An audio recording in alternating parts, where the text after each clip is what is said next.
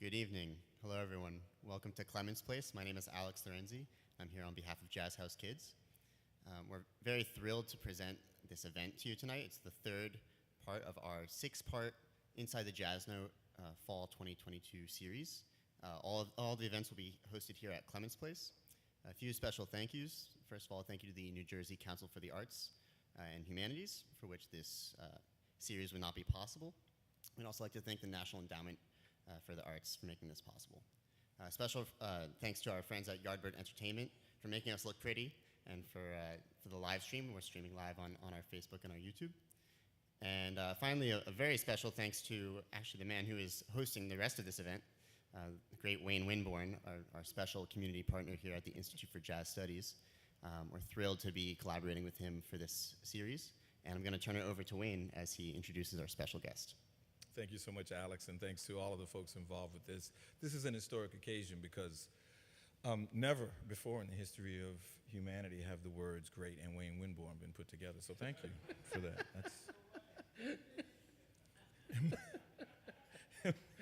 And my parents, thank you too, in heaven.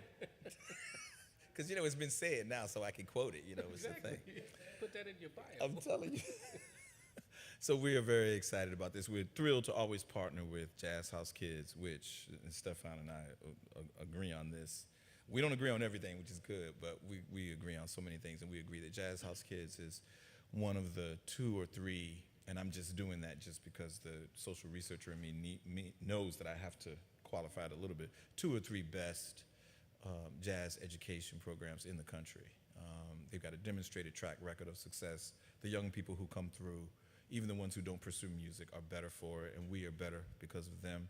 And then, of course, the ones who do come through that program have gone on to do wonderful things, teach, play, contribute to this great music. So it's always happy to partner with them. Alex is a fine young musician himself, and one of these folks who make us feel good about the music that we're going to talk about today. So thank you. Our topic today is the state of jazz today, which is no small thing, but it's something that a lot of folks talk and think about implicitly. Stefon and I talk about explicitly, and we have the great fortune, among the many other things we get to do here at Rutgers University Newark and the Institute of Jazz Studies, to formally study this, talk about it, write about it, in Stefon's case, create art about and around it. And so we at least have put a little time in thinking about this. I don't know that our opinion is any more valuable than anyone else's. His is, but I don't know that mine is. But we're going to talk a little bit about that today. Our special guest is, of course, master vibraphonist, mallet player, composer, arranger, band leader, Stefon Harris. Was that my phone doing that? Oh, hold on, folks. We had a technical thing. That laptop is tethered. I'm going to untether my phone to it, so I apologize for that. I apologize for those of you in our viewing audience. Just give me 1 second. Let me do this. We're live. We are live, and these things happen. Let's turn on Do Not Disturb. Let's do that. Stefon is a professor of music here at Rutgers University Newark. He's a Doris Duke Award winner. We keep waiting any day for that MacArthur, which has got to be coming, because this cat, beyond being a master musician, he's a thought leader. He's an educator. He is an app developer, Harmony Cloud, which we may talk about. I don't know that we'll so get to it today, but we may talk about it a bit. But we're thrilled to have him on this campus. Our students benefit from him. Our community does. And so I'm going to jump right in with Stefon. You and I have talked a lot about where the music that we call jazz is today. I've got this in my mind arranged around a couple of topic areas, Okay. As jumping off points. But we're going to, talk about, what's the state of jazz. I tell people I think jazz is a complete mess. A beautiful mess, a wonderful mess, because it's so many things to so many different people. But when someone says to you, well, where's the music today? What's your first, just off the top of your head, response to that? Well, my first reaction is that the music, in a lot of senses, exists separately from the people who control it. And a lot of times the music itself embodies incredible beauty, incredible insights about our humanity, incredible opportunities for us to grow with one another and to create things that are productive in our society. Sometimes the people who are in charge, I'm talking about administrators, I'm talking about musicians, I'm talking about writers, sometimes our ideas get in front of the music itself, and it may seem that what's happening on an ideological level that might be a mess, but the music itself still embodies unbelievably powerful messages about community, about listening, about empathy, about compassion, about affording young people the opportunity to explore their intelligence beyond limits. There's no right answer in music. So again, when someone asks me about the state of jazz, the first thing that comes to mind is I always separate the state of the science itself and how powerful it is, how alive it is, how much it's consistently growing. I separate that from the industry because the industry is constantly in flux. Yeah. So if the biggest thing I would say in terms of where I hope we can, what I hope we can remind ourselves is that fundamentally as a community, we're supposed to be of service. The entire time that art has existed in the development of our species, it's always been successful when it provides a service to someone else. I don't think artists, jazz musicians are any more special than a chef, than a chauffeur, than a politician. We all have to provide a specific service to society. And I think we've hit a cultural riff where we've become a bit self-obsessed about our own ideas, and we think that art lives solely in the world of ideas, whereas the reality is most powerful art that is sustainable, it exists in the hearts of the consumers. So this is a message that I think has gotten a little bit lost as we begin to institutionalize the art form. Man, so this is, we've talked about this. These are very provocative notions that you're talking about here. I mean, so first thing, because you're implicating artists generally. And I can imagine someone saying, and I know this is taught a lot, like, oh, wait. I'm a genius. You just don't recognize it, and neither does the public. I get to create what I want, my thing, art for art's sake.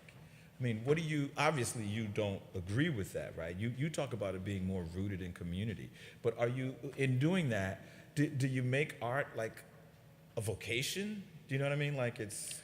Well, it's perfectly okay to create art that is simply from your heart, from your imagination, that has no connection to other people. And if authentically what you're creating, there are lots of people who see themselves reflected in it, then you're going to be successful. If not, you have to be okay with that. So it's the question of, are you hoping to attach your artistry to commerce? And if you are, then you need to be more cognizant of the consumer and make sure that you're doing something from your heart and that fundamentally you're in front of a group of people. Your job is to serve them with the music. And I think historically, when we go back, it doesn't mean that everyone starts with that intention, but whether you have the intention or not, there are people who provided a certain spirit that the rest of the world needed. I mean, Miles Davis, whether he was thinking about being of service or not, when you think about Miles Davis, Muhammad Ali, the way that they lived their lives in the early years, there were so many people who needed to live with that type of pride, that type of confidence, that type of self-love, where they would just say, I'm beautiful, you can't define me, I know I'm intelligent. They needed someone to say that out loud. Now, was it their intention to be of service? I don't know, but fundamentally, I think a large part of the reason that Muhammad Ali, Miles Davis, and others rise to such levels of genius is because they more powerfully amplify and reflect the feelings of others than most people have the ability to do. Yeah, so this is, man, so you're swinging. I mean, this is tough. This is heavy stuff right now, seriously, because folks listening, these are all complaints that have been said about jazz before. Oh, that cat sold out. Freddie Hubbard's doing an album and the cat's got a disco beat on it. Or he used whomever, he used a bunch of LA studio cats, And there is that intentionality that can happen sometimes in the recording studio. I think what I hear you saying is that put the intentionality aside. Of course, nobody's going to say, oh my God, no, 50 million people don't buy my record. Like, here's the check back, ASCAP. I don't want this royalty check. No one says that, right? Everybody wants to love to have a hit record. I think what you're saying is the music has to be tied to something outside of yourself. It should be connected to people. Well, and the thing is, it's this concept of this battle between leading with intellect versus leading with intuition and feeling. There are plenty of fields that you absolutely need to lead with logic, right? I'm talking binary code, right? It's not about feeling. But the world of art, what makes it unique, what makes it valuable, what makes it so that art is going to have a space along with AI in the future, is that art is predicated upon leaning on intuition. So if you're building art that is just about some abstract idea in your head, I'm going to posit that software is going to be able to do that better than you down the line. What software is not going to be able to do is to intuitively see two things that are absolutely wrong. Software can't see these two things that are wrong and see beauty in between the two of them. That's what we can do. We can feel those things that aren't supposed to fit together. So I think we need a balance of intellect, obviously, but I think in terms of the value of art to society, it's that we lead with our feelings. We can walk into a space and we feel the energy in the room and we feed off of it. And we can't explain it intellectually, no matter how much we study. This is difficult because you, without a doubt, you have to, I'm doing this, you have to have, I mean, jazz is such a demanding art form. I mean, it's crazy. We've talked about, particularly when, I'm doing classes with non-music majors, and I love this because they were, and folks who don't know music will ask the best questions, and it will interrogate something that musicians just take for granted. Why is there bass clef? Stefon recently said to me when I went to him with the question as I fumbled through answering my students, he came back later. You called me later. It was like, man, there is no bass clef, Wayne. It's just treble clef going all the way down. But so what you're saying is really difficult, man, because you're talking about intuition and feeling, but no way are you saying, wait. You need to know tetrachords. You need to know the difference between a flat 7 sharp 9 and a mixolydian, or whatever, the stuff you were talking about today, Dorian versus, right? So there's all of this science, there are all of these facts behind it, but you're saying lean into your intuition. I think of, you're saying with Charlie, I think it was Charlie Parker, right? It was Bird, not Miles, who said first you learn your instrument, and you learn first you learn your instrument, then you learn your music, then you forget all that and just blow. That's the perfect description. Here's the thing. I don't want to jump too far ahead, but we've been talking about this, and I've been talking about it. Srinija, a lot of folks are talking about jazz improvisation as not just a metaphor that's useful for our times to help us explain and understand what we're going through, but as an actual strategy. The ability to improvise, because it requires empathy, it requires rigorous practice. But then it's really about, hold up, I need to find your humanity. I don't know how we talk across some of the divides we have in this country. If I don't, let me speak for myself, if I don't hone in on, hold up, this is another human being. I mean, there's some folks I'm not going to be able to reach. I'm not trying to reach everybody. That cat that walked in, Dylan Roof walking into a church in South Carolina, but I'm saying that there are folks with whom I disagree politically, that if I don't reach deep to my humanity, I'm never going to be able to respect their humanity. And if I don't respect their humanity, I don't know how we have any kind of a conversation. Well, it's funny. That's one of the things, a lot of the neurological studies that are going on around what happens in the brain of an improvising musician, so much of it is focused on the process of the brain. But in many ways, they're missing one of the most essential parts. It's about how the brain is reacting to unpredictable stimuli around it, right? So if you put a jazz musician in an MRI and they're sort of improvising, you're only getting a small part of the magic that makes jazz and improvisation what it is. And again, it's one of the most valuable things, that we walk into a space and we understand that there is not a right answer in this moment. You cannot come to the bandstand with an answer. You can only come to the bandstand being open and ready to find the right answer as a team, because it's going to be different every single time. And that requires a spiritual mindset of empathy and compassion and connectivity. It's not about the idea necessarily, because everything that I'm saying, like you were talking a minute ago about that quote from Bird, one of the things I tell my students, everything I'm about to teach you is designed to be forgotten. Absolutely everything. I love theory. It's one of my life's passions. 5 o'clock in the morning, I'm up studying. But ultimately, I'm studying so that I can collect a set of tools that will empower me to have deeper insights into the science of music. Yeah. But fundamentally, all those tools are empowering my intuition to feel on a deeper level. Now, in the end, do I want to have those tools? Absolutely not. Think about reading music. I mean, of course, we think it's really important to read music, but reading music, it's like looking at drawings on a paper. What does that have to do with music? Right. It's like learning to dance from a book, Right. right? Like if I had to choose, give me the choice to be able to hear everything clearly versus the ability to read music. Oh, please, I don't need to read music. Yeah, It's not a visual science. Yeah, so listen, you're pulling so many things. There's so many things to try and pull out. I'm going to try to pull some of them out. You are criticizing, maybe too harsh a word, but I'll use it anyway for lack of a better word. You're calling into question our current methods of teaching, quote unquote, jazz. And you see this, I mean, I find it's so interesting out there, and God bless them. I know cats have to struggle and do a lot of things to make money. How do I play a jazz solo? And that was always so funny to me, like, wait, how do you, so you can improvise now, right? You just need to learn how to swing. Is that it, right? No. What language to use?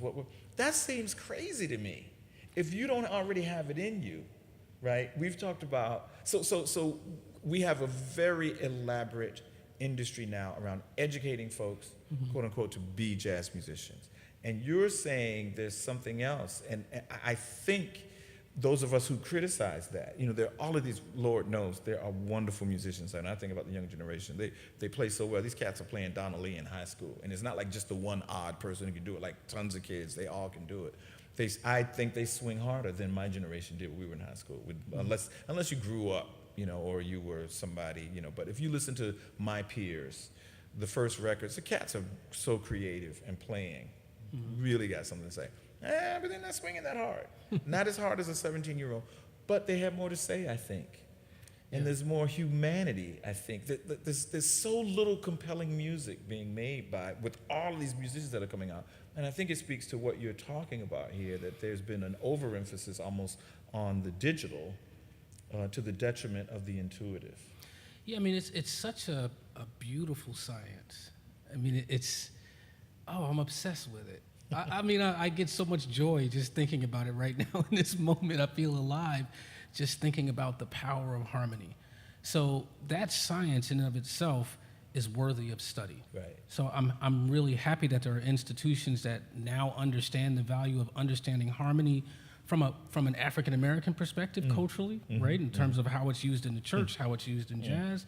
I think that's fantastic. But I think what happened is jazz as an art form was allowed into institutions, but the culture of jazz wasn't. So what happens is when you allow an art form in, if you are not of that culture and you don't know the impetus behind the decisions that are being made, you usually will start with imitation. I don't exactly know what's going on, so I'm going to copy this thing right here, right? And I think our education system, as it pertains to jazz, was predicated upon that idea that, well, I don't really know what this is, so I'm going to copy it, and then I'm going to take these amazing hundreds of years of pedagogy of classical music. It was phenomenal. Hundreds of years of brilliant thought. I'm going to filter our understanding of jazz through that system. But jazz comes from, it has a completely different foundation. It has a completely different purpose. So part of what happened is, I think, having these institutions, which is great that they've allowed the music in, but you really have to allow in the culture in order to get the fundamental value. The value of jazz is not Dorian scales. I mean, my goodness, it's not about that. And again, I love it. I know that stuff inside out. I study it all the time. That's not the value. The value is much more connected to this idea of, in the United States, you have all of these cultures that didn't decide to come together as friends, that were sort of grouped together for a myriad of reasons that are dramatically different from one another, that have the potential to create something so incredibly beautiful. And I think the music and the culture that comes from African American traditions it's almost a culture of outsiders, right? Even let's go from the inside out. So you take the enslaved people from various parts of Africa who were brought to this country. different languages, Right. different religions, Right. from different regions, different foods, all these different cultural practices. They weren't unified as Right. one people, Right. right? Right. But they had to find a way Right. to come together under a common cause and celebrate those distinctions. And it was through art. Right. As our art was a reflection of how do we come together to be effective as a people and articulate that and create platforms for the expression of sometimes disparate voices. This is the same challenge that we're facing in the United States right now. Yeah. All these different perspectives. I'm not saying one is right, one is wrong. They're just different. There's beauty. The truth probably lives somewhere in the middle. So I think that's the real value at the heart of what jazz can bring to our society. It's this science of listening, the science of quieting the ego, walking into a situation, understanding what's happening around you first. And then once you understand the environment, you can then understand the impact that every idea you put forward will have. Yeah. This is what we study as jazz musicians, not scales. Yeah, We study scales, but yeah. No, but this is deep, and cats have been having this conversation. 25, 30 years ago? No, 25 years ago. Branford Marsalis said to me, he said, we were talking about the academy versus the apprentice model. And Branford said, Wayne, a variation of what you're talking about. I mean, it's very interesting. They brought jazz into the university academy. He says, but they took the sociology out of the music, man. exactly. Renee McLean had said to me 5 years earlier, 5 or 10 years earlier, something like, because he was pointing out to me, he says, man, the first jazz programs were not in historically black colleges. He says, and he says, it's cool, we went to University of Hartford, other places. He says, but they took the community out of the music, Wayne. And at the time, I didn't really, I heard what he was saying. And this was, Renee had, if I'm not mistaken, maybe it was earlier than that, he had been living in South Africa. I think he had just come back to the States. He says, man, they took the community out of the music. And I remember thinking, years later, a couple of years later, when Branford said that to me, it clicked. The sociology, precisely what you're talking about. This becomes a challenge because universities, look, Western culture is all about owning and defining things too much. Too much, I think, but it's certainly about that. And there is this argument that studying, at least with human beings, studying the phenomenon changes it. Yeah. It's a concept in physics, right? Quantum mechanics, right? So again, we have, and I think I've said to folks when just a couple of years ago, I think USA Today online, someone wrote an article, jazz is dead, and the person, of course, had marshaled evidence for that argument. Pretty good evidence. Jazz is the worst selling genre of music, of commercial music, of music that people pay for. Jazz is worse. It's not even close. Like nobody pays for jazz. Of course, people aren't buying. I get that. People aren't paying for music generally, right? Say something about. Say something about. I mean, it's when you define it as jazz, who is that a reflection of? When you define an art form as country, there's a whole lot of folks who think of themselves as country. Right. You understand? Right. When you say jazz, who are you Right. talking about? What Right. population? Right. What kind of numbers are you talking about?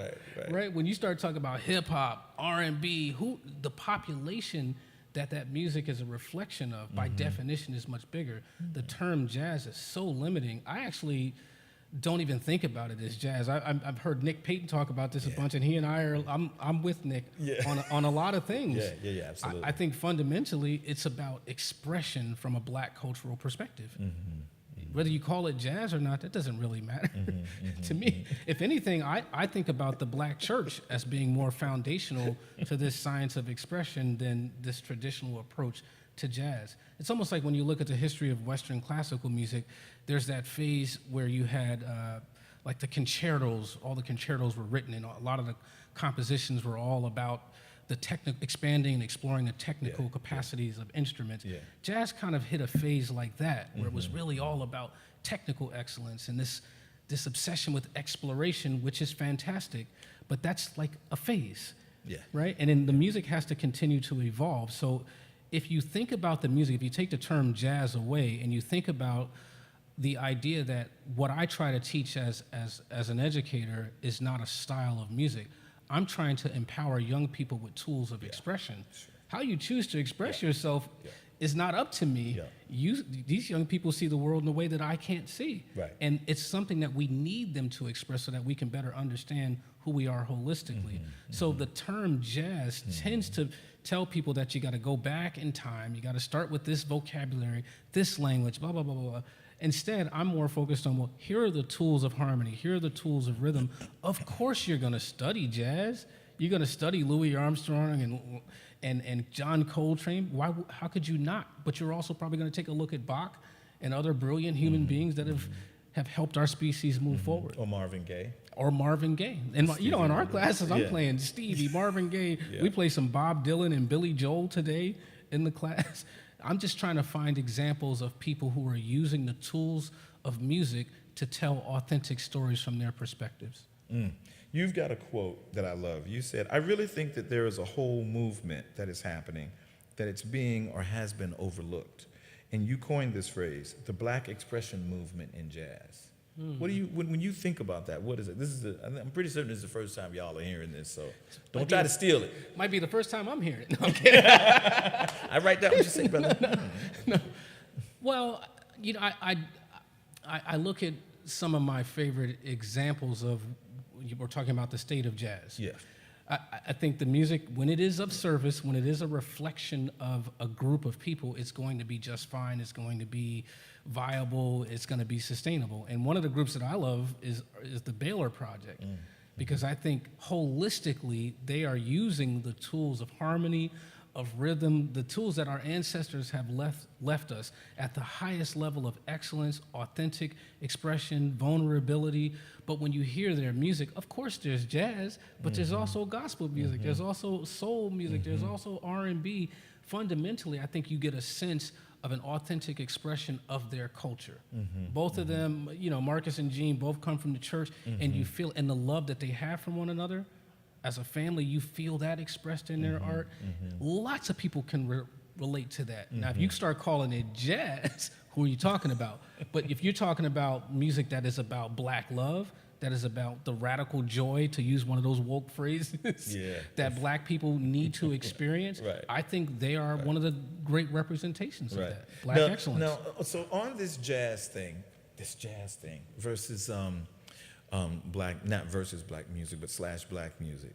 So my response to folks on the jazz is dead thing. Folks, I don't think folks are paying for recorded music, generally speaking, at all anyway. I mean, unless you're Taylor Swift or Beyonce, giant artists like that. And yet, every other town in this country has a jazz festival, even if it's just one afternoon on a Saturday, right? Every university, if it doesn't offer a degree in jazz, they have jazz opportunity to take lessons. They have a jazz band. We used to call them stage bands when I was in junior high school, right? You hear jazz on commercials all the time. I hear jazz played in restaurants that are some of it's elevator-y kind of music, but there's just a lot of people are hearing and listening to jazz. Everybody, jazz enrollment is up at music schools for cats playing jazz. You've talked about the bubble that's created and how that's gonna burst at some point. Maybe we'll get a little bit and talk about the community conservatory model that Stefon has really pioneered in a way, and he and I have talked about. So talk a little bit about, help us understand what you're talking about here, because you're teaching students to express themselves, but you're playing Bach, you're playing Billy Joel. You're probably not playing Steve Miller Band, but when I guest lecture in your class, we play some Let's do it. Steve Miller Band. might have to play some Led Zeppelin, Let's do Kashmir. it. Music. Right, music, right? I do that. What I'm looking for people who use the tools of art to tell authentic stories. So why would I go to someone like Billy Joel to look for swing? That's not what I'm looking for. I'm looking for, how do you use these tools to tell an authentic story? And when I hear the songs that he's written, the lyrics, what he's talking about, I feel like he captured an era of what was happening in this specific part of the country. And in the same way, now we're not talking about levels of excellence and harmony and technical facility. We're not talking about that. But when I think of Miles Davis, when I think of John Coltrane, when I think of Duke Ellington, I think of an era.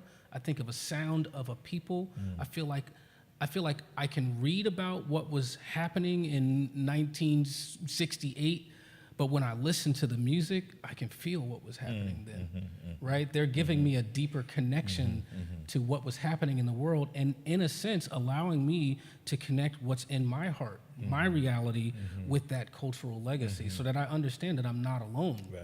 that I didn't just drop here from another planet. right. We're all part of a continuum, And I think art gives us access Right. on an emotional, intuitive level to Right, that. which is back to art playing a role, being of service. But if musicians are spending their time copying 1969, what are people going to do 20 years from now?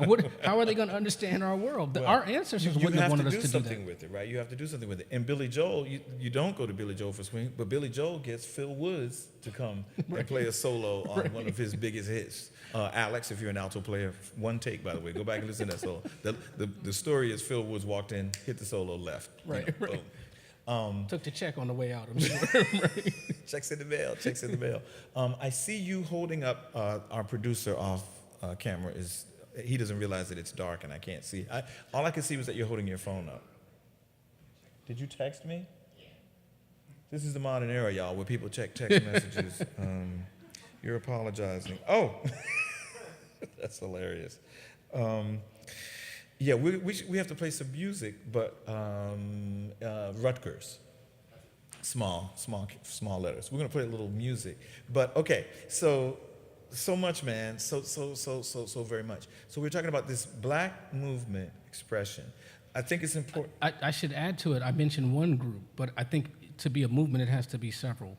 So yeah. When you start to think Keon Harrell, I think Russell Gunn, Joel Ross, Casa Overall, Savannah Harris. And even before them, there was something that I think was started a little earlier than that where, I mean, it's so weird to say, but I think Blackout was kind of a part of that movement too, where we unapologetically... You were very intentional about jazz and hip-hop and trying to... And you talked about it. I mean, you demonstrated it musically, but you were very intentional about melding, finding that place where, what does it mean to swing in a hip-hop context? But the thing is, it wasn't even about hip-hop. It was just about authentic expression. The music of the I time. mean, Yeah, I'm of that generation. Well, see, this is the How thing. could I not include that in my music? See, my generation forgets this. I think as human beings, we're so limited in our conscious capacity, our capacity to consciously process information. A lot of cats in my generation forget, we all loved that CTI stuff because you had these great jazz musicians improvising and swinging over R&B grooves and playing R&B tunes. I still tell people, when we put the needle down on that record, and I think it's Ron Carter went doom, doom, doom, doom, doom, doom, and Freddie goes,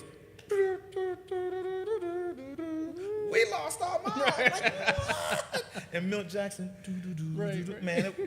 And you had a bunch of people who were not jazz heads, but just loved good music. I mean, there are some, you're talking about a couple of things. You started talking about the music, state of jazz today, and you talked about the music is actually, the science is great, and I agree with you. There are all these young musicians we named, Jonathan Blake, Kendrick Scott, these cats, and you can pick whatever area of jazz. There's some folks doing crazy stuff with electronics. What's the alto player I like? A kid out in LA, Sam, I can't think of his name. He does a lot of effects stuff. They're killing Domi and JD or JD and Domi or whatever. They're doing their thing. I don't know how long that'll be, because I don't know how you can play that fast. Like, do a whole album of that. I'm just kidding. So I feel like that part is going to sort itself out. I trust the musicians. I trust the community. But you also now you're talking about the business of the music too, and we like to categorize and label things. I've said to folks, people will say jazz is hard to define. I was like, no, I don't think it is. It's not that hard. I think you can define it. If everything is jazz, then nothing's jazz, right?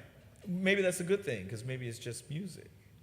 I mean, I'm okay with coming up with categories to sell a product. I mean, that's logical. Well, but the thing is, why are you choosing a category that was defined a long time ago? How about choose a category that is a reflection of the masses of people? Yeah. We can create from the same spirit, right? Because we're creating from love, we're creating from fear. That hasn't changed. Lots of people can relate to it. Yeah. But we're telling them that this is something you can observe, but it's not yours. Right. Which is not a good idea in well, business. But so let's talk about that for a second, because I think, again, part of the problem is approaching things from lack of a better term, a Western approach. That is to say, it's not yours. What does it mean to own something? I told you Srinij and I were with some friends up in way uptown Manhattan. We were out taking a little mini hike, and we came across the plaque that said, this is where whoever it was, whichever country it was, but Europeans, bought Manhattan Island. And of course, I grew up in the South, deep in American history. So this is the story is always told as if, these Indians didn't know what they had. The first thing why are they Indians when you're not in India? They don't know what they had. They're, 2 pieces of silver and a bubblegum wrapper, And when I passed by that thing and I read this plaque, like, those folks had no concept of you don't own land. Right. This is how do you own that? They were probably thinking, oh, dude, you showed up. We're going to give you dinner. You brought a bottle of wine and some flowers. Thank you. Yeah. So if you have that kind of approach to ownership, it does make the conversation difficult, right? I don't know why cats, again, a lot of the cats of my generation, cats, Bruce Barr, the first time I met him, we used to talk about the same kind of conversation. And Bruce used to say, Wayne, I feel like, he said, I feel like I get to participate in black music. He says, I'm playing black music. He says, the musicians I've learned from were from that community. So Bruce is not African American, although I've made a joke about him being albino, clearly. So clearly here. But I think that these terms, when we talk about people owning something, if you don't have that approach, right? If we come at it from a more human thing, of course, I think this is why jazz is so popular around the globe. People have figured out how to, as you say, be authentic. I live in Scandinavia. How do I use this as a form of expression for me? I don't think they're saying that they play Delta blues or they're playing something that I would necessarily resonate with me. They've found a way to use it to express themselves. Am I wrong in thinking that? I mean, the reality is once you participate, you are contributing. You're a part of that culture. So it's like you could never not be black and be the person who is articulating the black experience. Right. You can be adjacent. What you should be articulating is your personal experience of what it feels like to have the empathy to be surrounded by something that's unique. Tell that story because that's going to be more inspiring for other people who should be more open to listening. But to pretend that you're going to lose yourself to go inside of someone else's culture, once you contribute to a community, you become part of the community. And if enough people start to do it, then the core values of the community may change, which is part of what happened with jazz. This is part of this problem, yeah. Which isn't all bad. It's just Is it Yasin Bey who has the line in one of his "You can't put on my coat and call it your own"? Right. Exactly. It's my coat. You get to wear it. You can wear it. Our mayor has a great one. Ross Baraka. What did he say? He's talking about gentrification. He said, "You can come over for dinner, but you can't take our house. You can come over for dinner, but you can't kick us out. Come sit at my table and then say it's your house." This has to do with empathy, though. This has to do with us learning and living together, being together. Let's play something because I know I've been talking too long. We had queued up. Just finish playing the Baylor Project Live. That one. It's a little slow, so we'll play a bit of it, y'all. We don't like to play like 2 seconds or something.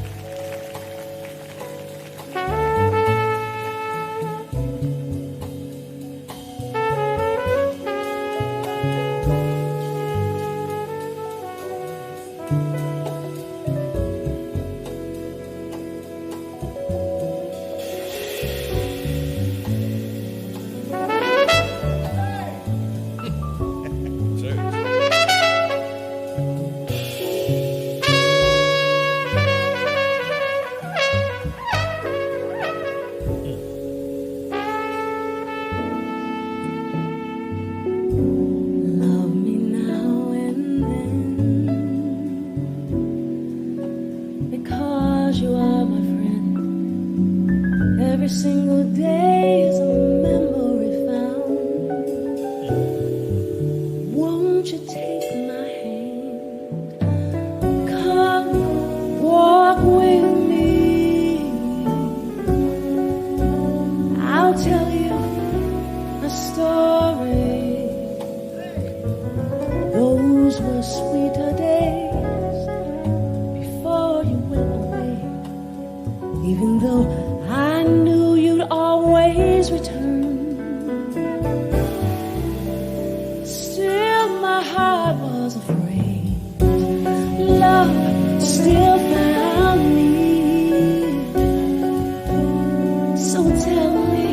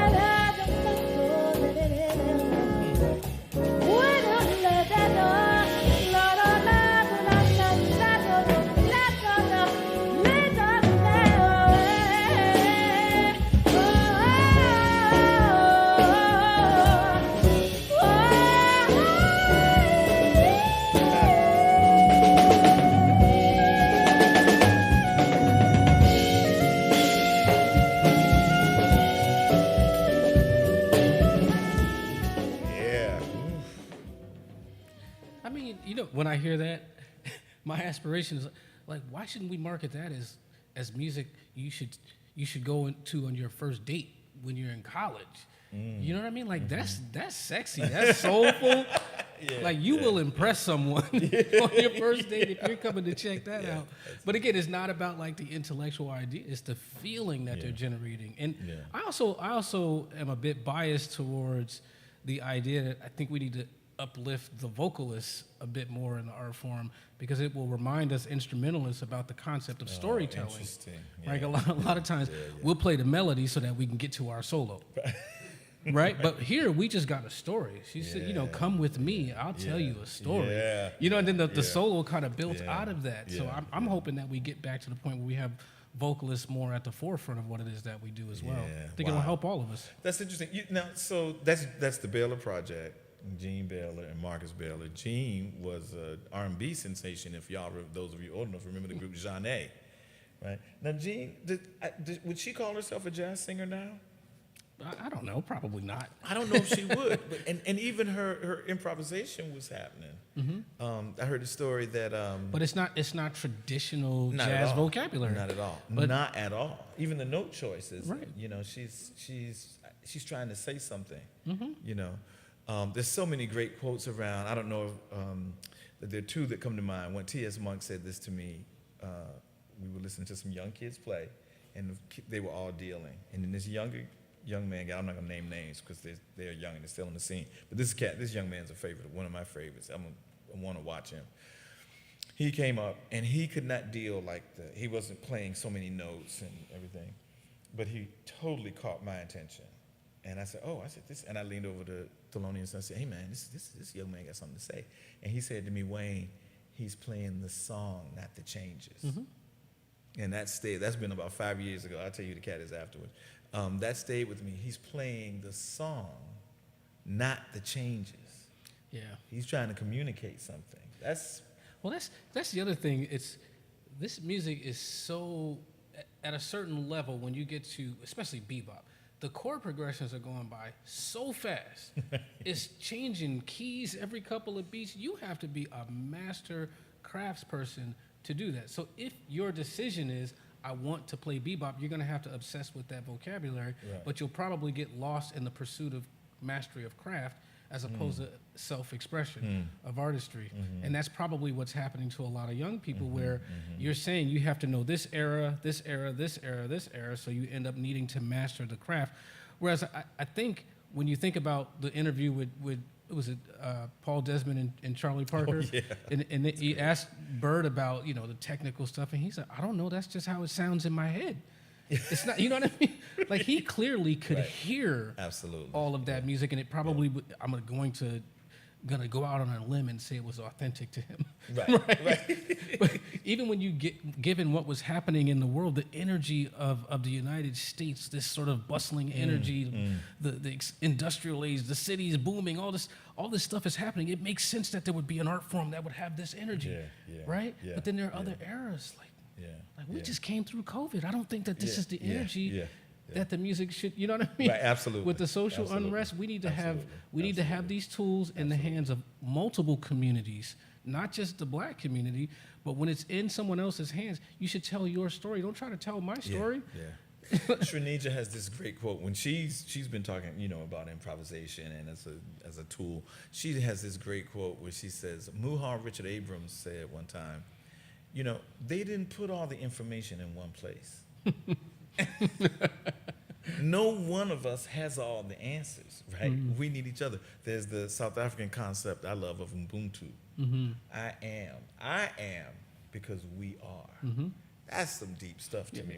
So literally, to be human, I need other people in every way, intellectually, emotionally. And I agree with you. I think this music is a way of getting it out. Now, interestingly, everything you're saying, there is such a requirement, because I think part of the reason we got here, there was this desire to give jazz legitimacy, right? Because it was coming out of the black community, coming out of our experience, and that had been devalued. So you want to be in the university, you want to be on the stage at Carnegie Hall, because that means, we need to wear tuxedos, which I loved cats doing that.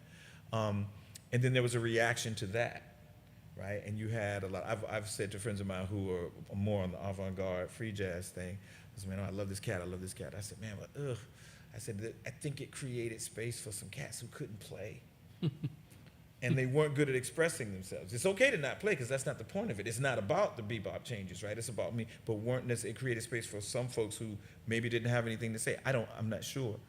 And tell me what you think about this whole theory. And I think it wasn't just him, but again, my generation, Wynton and other folks who sort of skipped over that and were going back to Miles and so there was obvious technical mastery of the instrument. I think that ushered in a different era. Yeah. Because everybody can play now. I mean, when I was coming up, it was like you'd go to a jam session, and it was like, can't this guy play? He can't really play changes. Everybody can play now. But what they don't have anything to say necessarily. But what does it mean to be able to play? Like, does the audience care about that? Like, what do we mean when we say that? Ooh, I think the audience cares about whether they can feel what's happening. If someone comes up and they know 10 notes and they can generate something that just melts your heart, then to me, that's playing. Right? I can't remember who I heard say this before. It's like the thing about technique. We think of technique as playing fast.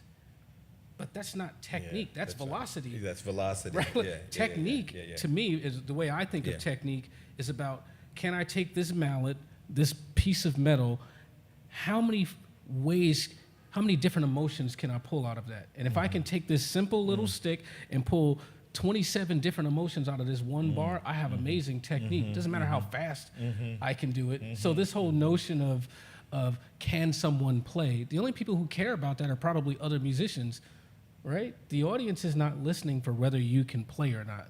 They're listening for can you make them feel. Would you say that, but that's a part, being able to execute on your instrument allows you, so see, I always say technique and being able to play, that's not the end, that's a means to an end. If you don't have anything to say, all of this isn't going to cover for it. That's what the older cats used to say, no, we can't tell, play a ballad. That's going to tell me if a guy can play. If they can play that. But on a ballad, when you're exposed, okay. Right. And it would say 2 choruses, say it or get out. Right. If it takes you 10 minutes to figure it out, jam sessions were different back in those days. Well, it's fascinating because there's no question regarding the technical mastery required to be able to express yourself. But technical mastery is qualitative, not quantitative. Meaning you have people who study every meter, study every style, and then they can get on stage and imitate all of it. But really, when it comes down to it, like Ahmad Jamal plays like Ahmad Jamal. He doesn't play like Art Tatum. Right. Thank goodness for it. And I'm going to assume that Ahmad Jamal doesn't spend all his time copying Art Tatum. Right. And obviously, Art Tatum didn't spend his time copying Ahmad Jamal. Right. So again, this is this sort of academic tradition, which isn't bad. It's just time for it to evolve and to really embrace the most beautiful part of the art form, which is the cultural contextualization. It's about the science of having this platform for the authentic expression of community. The authentic expression of community. Yeah. The truth of the matter is that we need that right now. Right? We need artists. We need people turn to art and to music for a lot of, obviously for it makes me feel better, or I remember my loved ones. But I always say that you all help us make sense of our world. You help us interpret what we're going through. Sometimes words, human beings have done incredible things in the time that we've been here, but our brains are very limited. And words get in the way, especially English, right? But it gets in the way. And sometimes our emotions run ahead of our cognitions because our cognitive mind is still so limited. So we need music. We need Sekou Sundiata, the great spoken word artist and poet. No, he was a dear friend and someone I really respected, someone I looked up to, Sekou. And we went to see, there was this documentary on this phenomenon, this dance phenomenon, crunking, clowning. Oh, yeah. I forget, Rise, I forget what it was. It was an amazing documentary, Rise. It's an amazing documentary. Man, I can't believe I never told you this, but this is such a great quote. So we go in and the movements are all and it's almost like church, like they're feeling the Holy Spirit. Like a Pentecostal church. Pentecostal church. Yeah. And when we were coming out, I was like, man, where these kids came out? Our kids are so creative. Where they came out. And Sekou said to me, Wayne, and he had the deep voice. He said, Wayne, it's like 4/4 time couldn't contain them anymore. Wait, what? He was like 4/4 time couldn't express what they were feeling. Yeah. They had to come up with, and I was like, man, talk about dropping. I should have written an article on it or something, because that says so much to what you're speaking of. If it's not authentic, if it's not reflecting and refracting people's experiences, of course they're not going to buy it. Of course, and I always say our teenagers, they're going to come up with something new. We can take the music out of school. They're gonna find something that speaks to where they are. I always maintain, I think we have something to offer them. Oh, of course. Context and history. Of course. You were talking about playing stuff over and over and over again. Branford tells this story. First time he told me, I laughed. He said, I think I told you this. He was in Art Blakey's band, so he's a kid, we're in 20s, and he was shedding all this train stuff because he was trying to. And Art Blakey comes by, and I guess he had on headphones and a Walkman or something. And Art Blakey comes by and says, "Well, what are you practicing?" He says, "Coltrane." And Blakey said, "Why are you practicing Coltrane?" He's like, and Branford's looking at him like, "What's wrong with you, old man? What do you think? You know, want to play train? You need to practice train." And Blakey said to him, "Well, what do you think John Coltrane was doing? Listening to records of himself from the future?" And that's what Branford said. He started going back. Okay, so to your point, what was the context? What was Train listening to? What were he and Jimmy Heath and Benny Golson listening to? And that took him all the way back to, going back to early Lester Young. And Branford told me this recently. He says, Wayne, he says, I still can't explain it. He says, the further back I go, the deeper I go listening to this stuff that some cats would think of as simple, he says, the more out my playing becomes. Oh, interesting. And I think that's because he's gathering information and tools. He's a physicist. Mm-hmm. You can't be a physicist and without knowing math and vector analysis, right? But at the end of the day, you're not asking questions. You read any kind of physicist, the questions they're grappling with, is there a God? Mm-hmm. Why are we here? Mm-hmm. Now, what does a math equation have to do with that? They need that before they can deal with these bigger, I would argue, more interesting questions. And I think that's what you've talked about Joe Henderson and other great musicians being scientists, knowing exactly what they were doing, exactly where they were, and surrendering that to their humanity. Yeah, I mean, you cannot play this art form and not spend thousands and thousands and thousands of hours studying, practicing, mastering an instrument. To me, that's a given, and and the audience doesn't care about that. Like that's really irrelevant. It's just it's a given that anybody who you hear who sounds pretty good. Of course, we all practice. I was up at 4:30 this morning working. Like that's normal. I do that all the time. You know what I mean? That ain't normal, bro. I love the music, but nobody cares when I get on stage to play. That's right. Nobody knows how much and nobody cares. Right. The only thing that they're caring about is how I'm making them feel. Yeah. Am I pulling at those heartstrings? Am I giving them joy? Right. Am I making them uncomfortable, but at the same time making them feel safe to be uncomfortable, taking them on a journey? That's my responsibility. If I'm on stage and I feel that my audience is not getting it, that's my fault. It's not the audience's fault. That's a different concept. I'm here. I'm of service to them. Yeah. And that sort of mindset, like when we think about, you mentioned the Western approach, a lot of it is about the genius, right? It's the individual genius, and you have these elevated stages where the artist walks out at Carnegie Hall and you look down at the audience. That's not where our music comes from. We have circles. Yes. You step into the circle and everybody cheers you on as you sing your truth. Then you take your butt to the outside of the circle and you cheer the next person on. There's no elevate. Right. So I'm not saying that one is better than the other, but I'm saying if you really want to get the maximum social value out of what this music has to offer, you can't go to this individual ideology that this individual is a genius. We elevate this person. It's always in concert. It's always in community with others. You now speak before corporate boards. He's the darling of the tech sector. I can't even mention some of the folks who brought you in. And this all came about going all the way back early in this conversation when you talked about, well, you didn't say it explicitly like this, but here's a great YouTube video that went viral. There are no mistakes on the bandstand.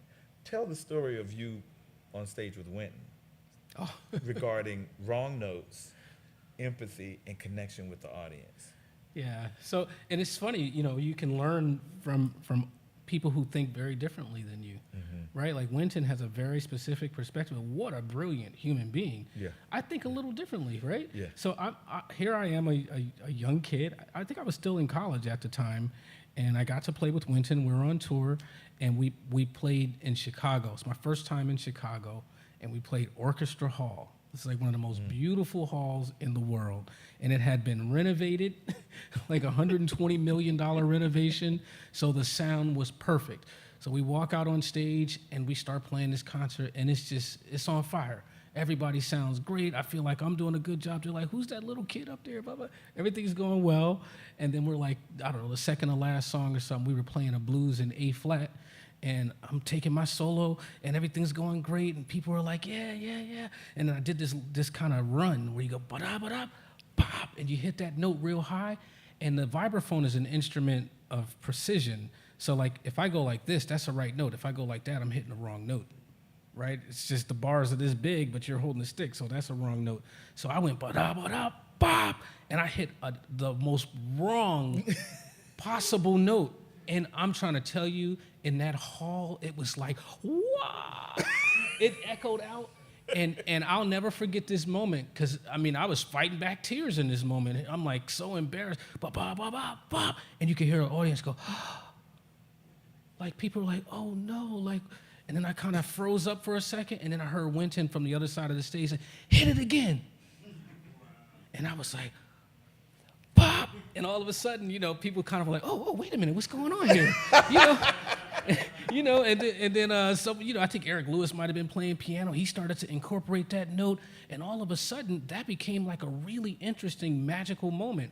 I always call it like the uninvited guest, that wrong note, but the uninvited guest became the most interesting person in the room. So that was a moment in real time where I learned from Wynton about that concept of there's not really a mistake. The mistake would have been if I caved in, if I didn't have the courage to go back. If I came with the mindset that this is a wrong note, which is what I had at that time. I'm going up, we're in a key of A flat, I'm about to end my solo with that high A flat, bam, drop my mic and leave the stage. But I hit an A natural, and in my mind, it was wrong. And all of my spiritual energy, my body, everything, I was just, He said, hit it again. I came back and I started to realize, oh, it's not wrong. You know, you just got to make magic. And the other thing that I learned that night, which helped me a lot as a leader, is I realized, like, I didn't solve the problem. The people in my community solved the problem. I hit the same note again, and their genius kicked in to support me in my moment of trauma. You know what I mean? And we supported one another out of it. So it's not about an individual genius. The magic was in the collective. And think of the impact on the audience too. Oh, yeah. Right? The audience experienced any number of things, right? At first, like, oh, what the, and then like, oh, and they all felt it, like, they started you laughing and made they enjoyed something from that, they right? loved it. And everybody's together at the. It's incredibly powerful. That's jazz. That's improvisation. That's when you have improvisation. moments like that. That's jazz. Okay, we have a number of folks who are here with us. I don't know if there are questions out there. Peter, our moderator online, I don't know if there are questions online. Is anybody? I have other questions, so don't worry. Y'all know I'm a talker, so I'm just trying to be nice by letting other people say a few things, but. Because I have some thoughts, and of course Stefon is just a fountain. Any questions out in the audience? Sure there are. I can't see. You're gonna have to. There may be, but I can't see you, so I'm not gonna ask. And Peter, is there anything online? Alex, I'm sorry. Not seeing anything yet, but I'm gonna ask one more time. Okay, well, no. You could just. I told y'all should make some stuff up too, because every one of the folks who are here are part of our technical crew. That's Yardbird Entertainment. Y'all give them an online hand. They are great musicians. And Alex himself is such a wonderful purveyor of the one true saxophone, the E flat alto saxophone, of course. The one true saxophone. Okay, Stefon. So we've talked about the core of the music, the state of jazz today. I started out saying that jazz is a mess. I like to say that just because, it gets people's attention. It's that uninvited guest. Because it's contradictory. People aren't paying money for recorded jazz. And new records have a hard time, new recordings have a harder time selling than reissues. Reissues have been outselling jazz for a while.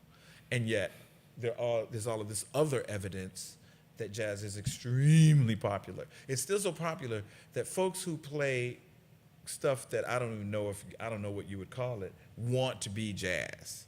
They want to be. There are people who I think don't like jazz, but want people to know that they like jazz. So there's something there, and I think it is precisely what you're talking about, that sort of connection, that authenticity. I had friends when I was interrogating them on this. I said, man, you guys are going to this quote-unquote jazz festival, and I love the whispers, but Right. I don't think we're gonna find them in the jazz category at J&R Music World. The Whispers are a great R&B group. And this friend eventually, we talked about it a lot because I kept trying to push them. Wait, well, what is it jazz? Why is it jazz? What do you want it to be jazz? And they say, yeah, but Wayne, jazz is cool and it's sophisticated. It was very helpful because I think they were being very, very honest. But I think what they didn't articulate is the thing that you're talking about, Stefon, and that is we've used the word authenticity. We've talked about empathy. What, in your opinion, then, are the essential ingredients for jazz musicians? This is a trick question. He doesn't. I haven't thrown this at him before, but I have an answer. I'm going to tell you that somebody else said. What are the essential ingredients to be a great, for lack of a better term, jazz musician?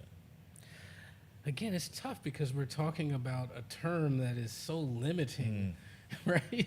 To be an effective great musician today. Oh, well, that's a different question. Yeah. To be an effective artist, yes, you need to be vulnerable.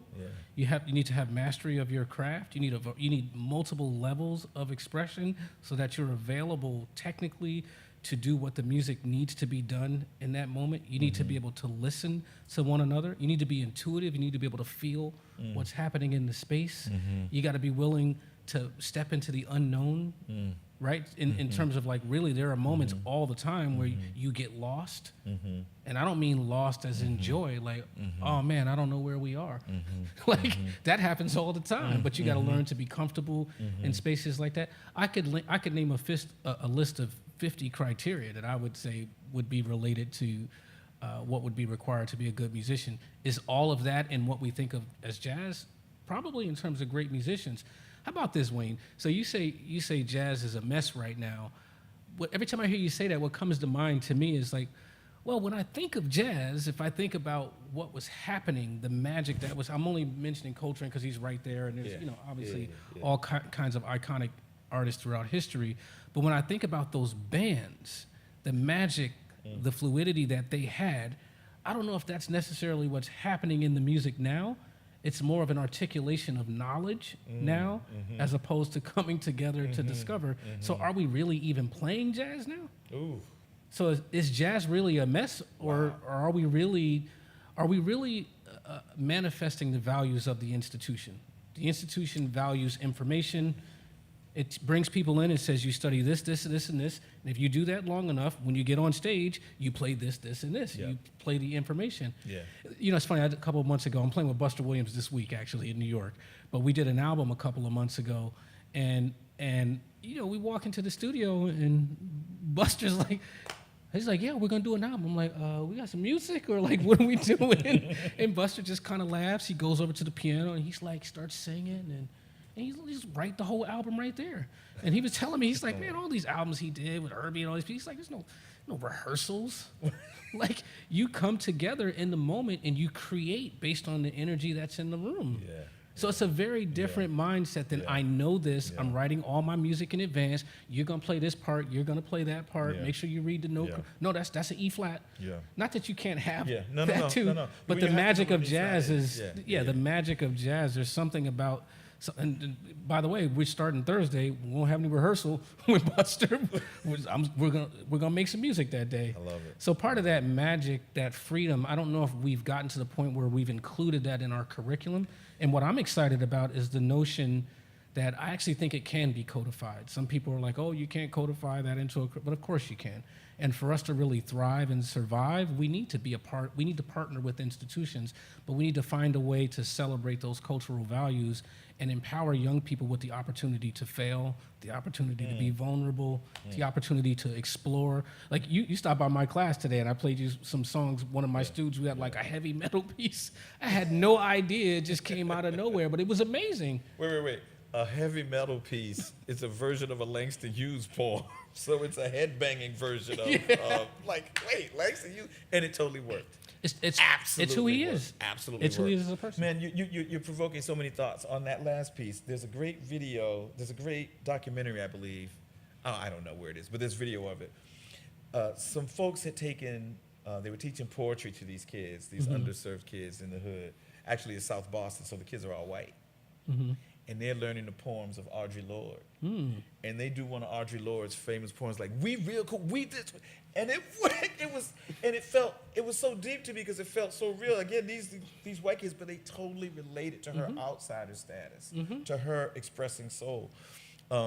You were talking about, the trick question I threw at you was the essential ingredients of a jazz musician. There's a Stan Getz album, I think it's The Dolphin on Concord Records, I think. Kenny Barron's in the band, Victor Lewis, I think Mark Johnson on bass. This messed me up. I think I was in high school when it came out, and I used to read liner notes religiously like we all did. And the question put to Stan Getz is, what are the 4 essential ingredients of a great jazz musician? And again, at the time, I'm thinking he's going to say, oh, you got to learn the B-flat scale, you got to play Dorian, you got to know train solo on this. And he said, I don't have the right number, but because it still messes me up. You just did the same thing. He said, well, the 4 essential ingredients of a great jazz musician are courage, integrity, honesty, and I forget the other one, something along those lines. And I remember reading, I must have been like 14, 15. I was like, wait, what does that have to do with playing jazz? But you're arguing, and I think you're totally right, it has everything to do with it. It has everything to do with it. And we're in a period now where we have to get back to that, to be thinking more collectively, to be thinking with more empathy. You were talking about the seriousness of it. I got one more quote for you. I don't know where I got this. This is Elvin Jones. And it's something like, to play the music we play, or like we play, you have to be willing to die for a motherfucker. He's talking about the other 4 cats in the quartet. Go all the way.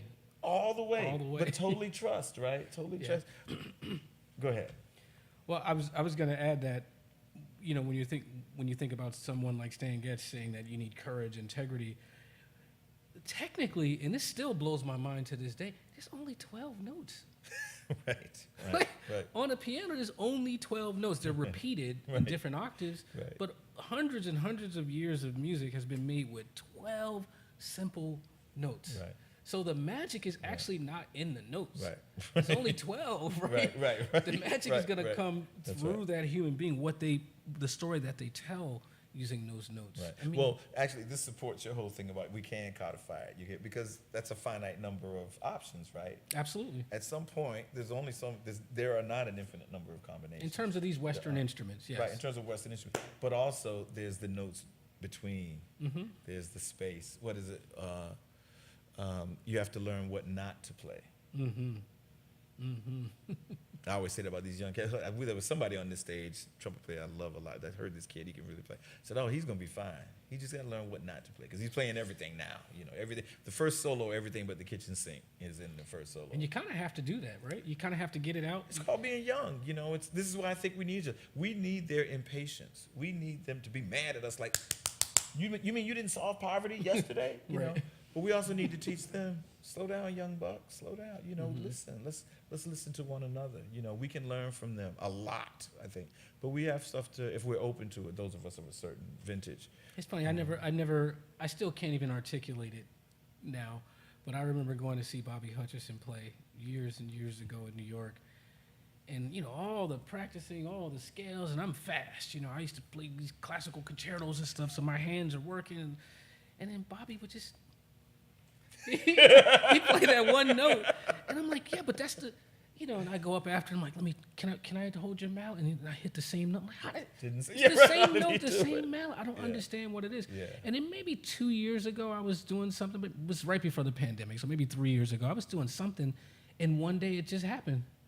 Like I was playing, and ooh, I could feel it. Like, I don't know why. It's just like certain point in life. Yeah, Like, yeah. I just got to a point where like it's more holistic. Like, I'm not doing this anymore. I'm doing this. Like, Yeah. it's like Yeah. from the knees up, and There's some you're things dancing. you can't teach, man. There's some things you can't teach. I wasn't You gonna have get that to at live. 19. Yeah, you have to I live. wasn't gonna get But that you at speak to Bob. I used to love Bobby Hutcherson, and I used to tell people I thought Bobby Hutcherson was one of the great improvisers. Period. You know, I saw him a lot in school. You know, because he would sit in at the Keystone Corner all the time, and then he would come through New York. In those days, people would come through sometimes twice, like early in the fall, and then come back again. And he'd use his New York rhythm section. It was Buster and Kenny and Al Foster. And I used to go all the time. And Bobby seemed to never run out of ideas. He always had something to say. And to this point, I used to always love the Keystone Corner was San Francisco's Village Vanguard, y'all. The great Todd Barkin, who runs Keystone Corner in Baltimore. It had a mirror above so y'all are the audience. It had a mirror tilted. So particularly for vibraphone, right? If you were sitting out here, you could look up at the mirror and you're looking down on him playing. Yeah. And Bobby would do this thing, man. He would hit a note. And it was like he was just, and you know, we're in college. I would be mesmerized, like, whoa, what's happening? He played whole notes. You know, young guys over here. He played boom, and then he would look at the bar, and I'm looking at the bar too, like, wait, a sparkle's coming out, man. What's happening? That's great art, right? That's great. I felt more alive listening to Bobby Hutcherson and those cats, you know. And each one, Joe Henderson, they had this resulted in the night I'm thinking of resulted in Freddie Hubbard's Keystone Bop records. Each one of them had their own personality, their own thing that they brought to it. The mastery was at such a level, it really was just emoting, just supporting one another, just helping me understand that I just had my heart broken, you know, and right, that's how I feel like that sounds, you know. I mean, imagine if Bobby spent his time imitating Lionel Hampton or Milt Jackson. I mean, what a loss that would be. Yeah. You know what I mean? Yeah. Having your own voice, it's actually inevitable. Yeah. Right? It's not even something that you have to try to do. You have to try not to mess it up. Right. By spending your time chasing someone else's gift. No, it's true. Yeah. Well, if you spend your time just cultivating the skills of expression, and then you're vulnerable enough to just play what you love, what sounds beautiful to you, of course you're gonna have your own voice. But that's not an easy thing to do. It's like if you ask me right now, like here's a ridiculous thought. Like if you ask me, do I know the song Is You? No. So what? Right. Like, why do I need to know that song? I'm never gonna play that song ever again in my life. I played it in college. I don't even like that song. I'll say it out loud. Now, it doesn't mean that like I love Stardust. What a beautiful work of art. Like, I will play Stardust. Yeah. But I don't have to know every song from 1920. Right. I have stories to tell right now, and I have limited time. Right. It's only 24 hours in a day. So what am I going to use my time doing? Right. Copying Coltrane? Right. Or telling the story of my children, of my life, my experience on this earth right now? But in fairness, though, Stefon, your artistry is at such a level that if we played one time through, you'd have the changes to the song. Song Is You is what you said, right? Yeah. Yeah. So you know what I'm saying? So I'm just saying that only because I don't know, man. For me, I think this is part of the tension with any endeavor, right? You're trying to find yourself. You don't want to get lost in the math equations, right? Because you're trying to build a bridge. But you got to know the math equation so the bridge doesn't fall apart. So here's the thing. If you study a style, that's one thing. You can study this big entity, or you can master the components that style is made of. There you go. I spend time like, you may be able to play a song. Like I do this with my 13-year-old. He thinks he's 13 and he still thinks I'm cool, so I'm lucky right now. So one of the things that we'll do. That window is closing. It's closing. It's closing. Yeah. But one of the things we'll do is he'll put something on the Alexa or whatever, and he'll play, and I'll listen to something I never heard before. I'm like, play it. All right, let's go downstairs. We go to the piano, and I can just play it. Yeah. Right? And it's not because I studied that style of music. It's because I created this app called Harmony Cloud that everybody should buy. Right. No, but in all seriousness, I spend my time working on the ability to hear the difference between chords, learning to hear the difference between when you play a C, what does a D sound like? What does an E flat sound like relative to that? It's not about any style. So whatever music you play, I can probably figure it out, and I don't have perfect pitch. Yeah. So I'm working on the components so that I can walk into almost any situation and utilize those components. Now, if I only studied a style and then I walked into some village in Indonesia, I'd be in trouble trying to play some bebop licks. Right. I mean, you could probably make it work, Right. but what But I would even- probably do is listen Yeah. and learn to connect with what's happening around me, which I think is the But value. you've also argued to me too, though, that harmony, though, still the context is important. That D major 7 sounds different in a jazz group than it does with a headbanging punk rock group. That's true. Than it does in a blues group.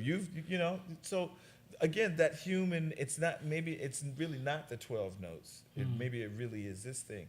I think that's where the music and the art is most useful. Again, my thing about it being a mess, we haven't talked about a lot of the controversies in jazz. I've asked people this question. We don't have to cover it now because we're running out of time. Are black people relevant to jazz today? You'd be surprised at the answers you get. Wow. Very few people. When I first started throwing that at folks, I thought I'd get a question back. Well, do you mean like you'd be surprised? You'd be surprised at what you get from young musicians if yes. Are black people relevant to music, to jazz today? Oh, Lord. Is the community? Let's turn your question around. These are just questions, thought questions for y'all. Go home. Starting trouble. Absolutely? Is the community? Is the community relevant? So that's I know your answer to this. Go ahead. It's a great challenge for someone like me, right? Because on the one hand, I'm someone who is very much about mastering the science and then just authentically expressing your reality now. But there's a lot to be said about understanding legacy, understanding that you didn't just drop here from another planet, that you come from a long lineage. And when you look at the power, the absolute genius embodied in the science that we call jazz, African American kids should know that that's something that their ancestors created and contributed to this. It's one of the most important cultural contributions to the world. Well, so it's important that we do see ourselves, and it's not you. It's authentically. It's where it came from, and it's our cultural experiences that are providing an opportunity for learning for everyone else. We're valuable in this society. It's historical accuracy as well. Right. We two of us had a wonderful conversation, and we were talking about Wayne. We were talking with someone else, an artist, filmmaker, and we were talking about Wayne Shorter. And I kept this global figure and described as, and I kept saying, yeah, but he came out of a community here in Newark. He wasn't just some alien dropped in. I know folks might have been like, Wayne talks about how some of the kids thought he was weird, he was into science fiction. But let's be clear, he had peers he played in bands with. His parents went to a particular church. They were on a block with other people. All of that stuff is what made Wayne Shorter. That's what made him the great human being, part of what made him the great human being that he is. Miles comes out of a particular experience of a black community in Illinois, right? And in particular, his father's a dentist. That was a big deal. But embedded in the community. So again, this notion of Ubuntu, this notion of community, I would say, like, if you want to know, like, one of the places I would bet that most really great jazz musicians learn to improvise is the barbershop. Like you go to the barbershop, the conversations in there are so all over the place. It's like you got to know how to jump in. You have to. Somebody say something smart about you. You got to know how to crack back. Right. You got to there's a whole social dance that's just a part of how we move through the world that you hear playing out in the music. Right. But I don't think you could just get that in the practice room. You got to experience that. You can't live it. There's so many things you can't get in the practice room. It's just amazing. I think we are bumping up on our time. We can go late because it's jazz, right? We have a very fluid notion.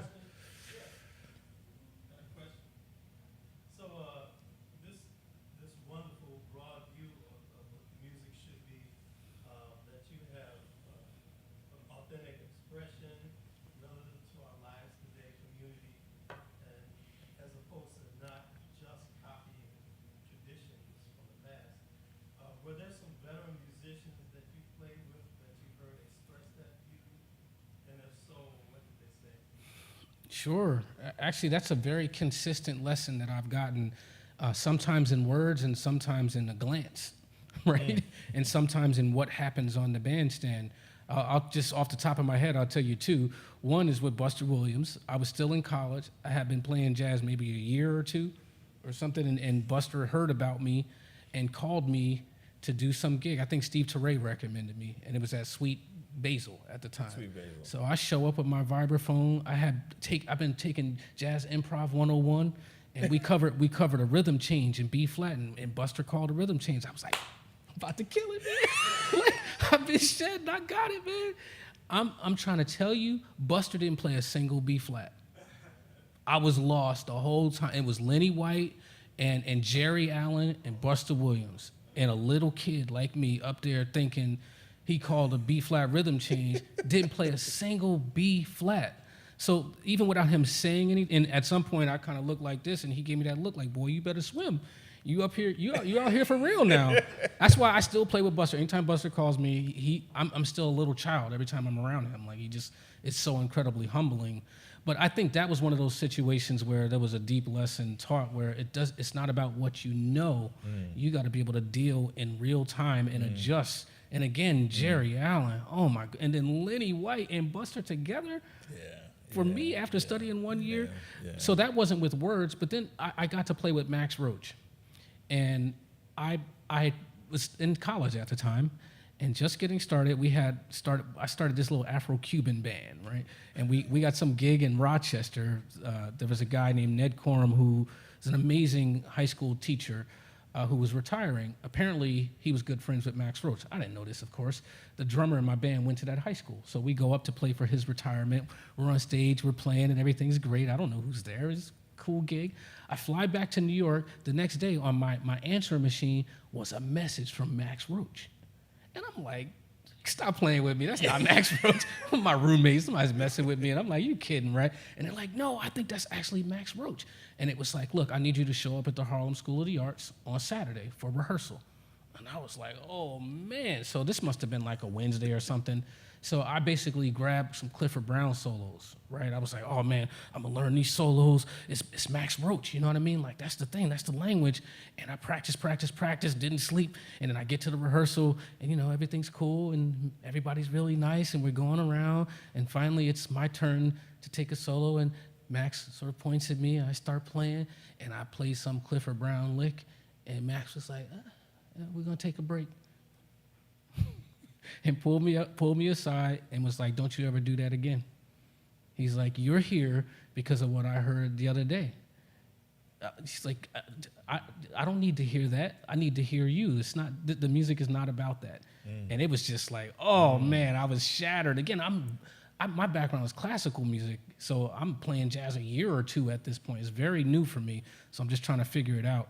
And to his credit, because Max was such a brilliant human being, he understood balance. And so we ended up finishing the rehearsal, and after the rehearsal, he pulled me aside and told me that he loved me, that he saw something special in me, that I reminded him of Clifford Brown. He started to talk about things like, he could tell, like, as a kid, I needed to hear that. After that, that was a rough lesson. But that's a direct master telling me, like, it's not about copying. Like, right now, in fact, I think he was probably offended, probably hurt his feelings that I did that, you know? And so, and I could go on and on. The first time I saw Milt Jackson play, he didn't say anything. It's just the way he was walking.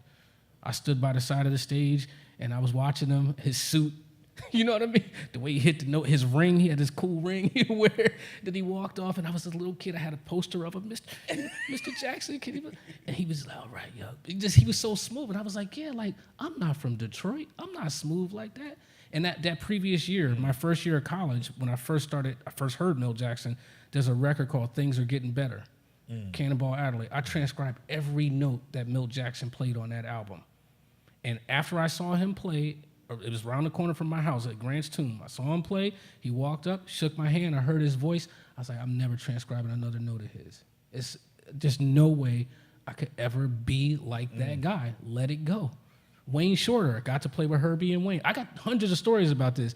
One of my favorite things with Wayne Shorter is, like, you know, you people would go around and they would trade, right? You do the blues or something, everybody take their chorus, and they would get to Wayne. Actually, I saw him do this at the Kennedy Center, and it was Josh Redman and Roy Hargrove and Herbie, everybody got around to Wayne, and he just went like, Baka! I mean, it was just like, I was like, what is he thinking?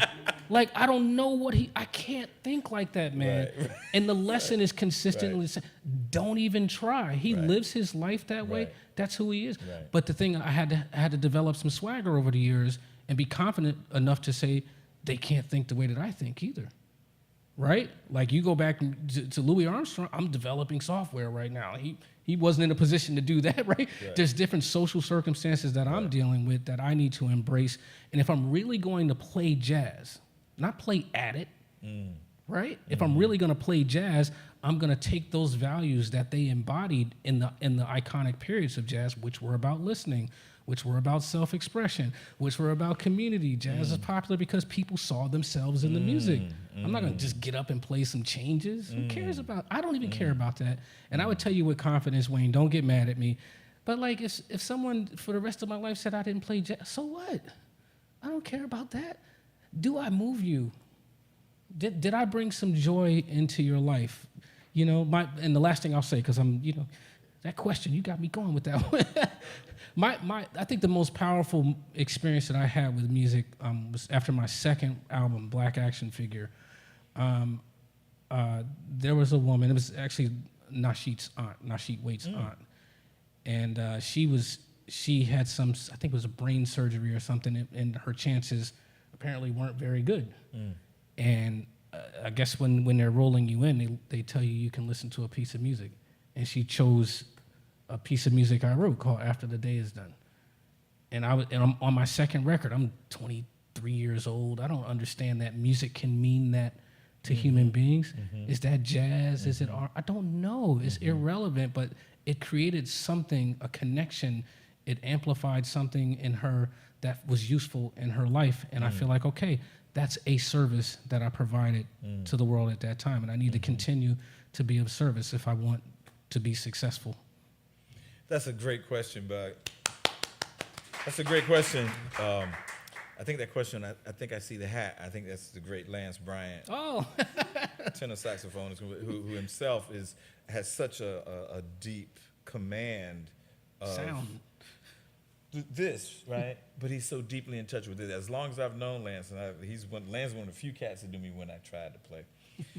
Just a deeply spiritual person, totally centered and clear, and his humanity. He laughs at himself, and that comes out in everything he does, and clearly in the questions. Lance, did you have a follow-up question? Because that kind of really got Stefon. I hadn't heard, you hadn't told me the Wayne Shorter story, man. I love that one. The other thing, Lance, did you have another follow-up question by any chance? One of the interesting things, don't worry about the time, y'all. I think I get to run this place, so you can cut off Facebook if you want to. And people at home, you're welcome to go have your meals now, but we're going to keep going for a minute. Oh my God, this is old age coming in. You were just talking about going around in a circle. I got a Wayne story, but I won't tell you. Wayne, again, man, it's just so. To me, there is this bumping up because there are people. So here's what happens. There are folks who I've heard a cat. I was sitting next to a cat at dinner one time, and he was like, "Man, I knew I could play jazz. I knew I could play jazz. I knew I could play jazz." And I was like, "Oh, wow," and this cat was terrible, right? I mean, terrible in the sense that I know I keep talking about this, but it's like if I can't talk or if I only talk a certain way, that's going to have an impact on how you understand me. If I don't have control of my voice. If I don't have control of my voice, you're not going to do it. You know what I'm saying? So it's not nothing. You can't just go to, there's this great movie called The Gig, and the Cleavon Little says to the cat, there's this guy who gets a gig with great jazz music. He's a weekend warrior. He wants to be a jazz musician so bad. And he finally gets a gig playing with these great musicians, and Cleavon Little is one of them.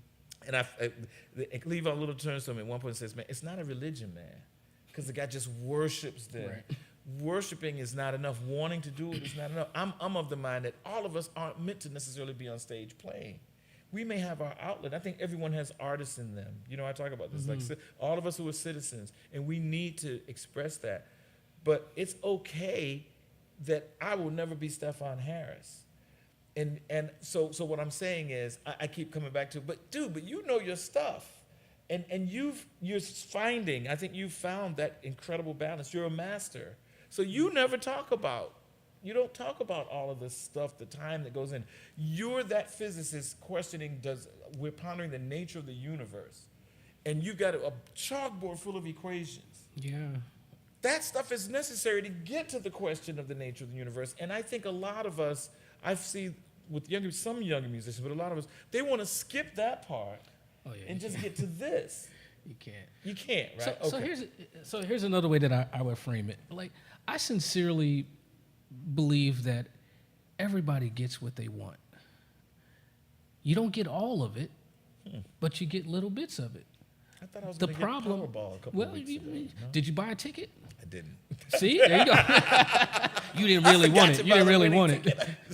No, what I mean by that though is it's like if you desire to be a great basketball player and you go out and you shoot 100 free throws or whatever at the court, you've taken a step closer. It doesn't mean you're gonna make it to the NBA. Right. So the real issue for artists is it's more of a question of what you want, right? So I get emotional because I go full speed after what I want. So it's not just about hard work. It's about, I always call it reverse mapping. Like for me, it's as clear as day what it's supposed to feel like to play music. Like I can feel it. Oh my goodness, it's the most beautiful thing on earth. And I can't do it. Every year I get a little bit closer. And what I do in terms of what I want to work on is I ask myself, okay, I can feel this. It's the most amazing thing. I know I'm going to get there. Why can't I do it? And I'm a type of person who will write things down. So I got notebooks. I write down, why can't I do it? And then when I figure that out, I say, okay, it's because like for years ago, I wrote down, well, I don't hear well enough. It wasn't technique. When I came out of college, I could play solos. I learned some things, so it wasn't vocabulary. I could play changes. I knew the song is you. Like none of that was the issue for me. The issue for me was my ear, which had nothing to do with any of those jazz songs. It made me write down, well, how do you work on your ear? And then I started spending years not listening to jazz, thinking more about gospel music actually, and the experience. You know, my mother's a minister. And watching people just express music in a way that was so organic, I started to get back to that. And I think the moments of joy that I have now are as a result of the clarity of what I wanted. What I want is I want to be able to, and I want to be able to melt someone's heart with that. How do I get to that? It's about being able to hear the timing, to hear the perfect dynamic that you play a note, right? Because the drums are doing this, and as they're getting softer, you gotta, you know what I mean? It's not just that you hit the right note. You gotta be connected, and all of that is about the ear. So if you tell a young musician, well, you gotta work hard, and you gotta learn all these souls, they'll get a little bit of that, but in the end, is that what they want? Right. And if you acquire a bunch of skills that are not directly useful for you to articulate your vision, I'm not gonna say it's a waste of time, but I view it as a distraction. So for me to learn the song Is You right now would be a distraction. And we are still, even the context of our talking about education and the state of jazz today, we are still imposing, for lack of a better way of putting it, the academy and its rules on it. We've talked about this, particularly listening to gospel players. There's so many great musicians coming out of the gospel tradition. When we would listen to a Corey Henry solo that he takes on a great video with Snarky Puppy, and it's just killing him. He's got all the technique and all. I didn't know that he wasn't formally trained. That blew my mind. You learned in church. And the note choice, but it clicked, it fit some things that we've talked about because the sound existed before the notation, before the system, before our understanding of sharp nines and altered pentatonic scales, right? The sound was already there. And there were some people who could hear it. They didn't say, oh, I need to find a sharp 13th on it. It was like, no, I just hear this. And in that solo, which you can check it out, y'all, the note choice, when you told me, oh, wait, he was like a prodigy playing organ in church. He just is. And I think that's why so many exciting things are in what I consider to be the music jazz and the cats who are playing jazz. So many exciting things are coming from cats who came out of the church, the gospel tradition in particular, which is evolving, which is about community, which is about empathy and connection. Well, what is the role of music in the church? It's not about genius.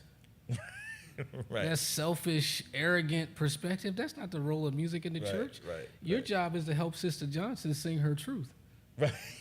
You understand? Right.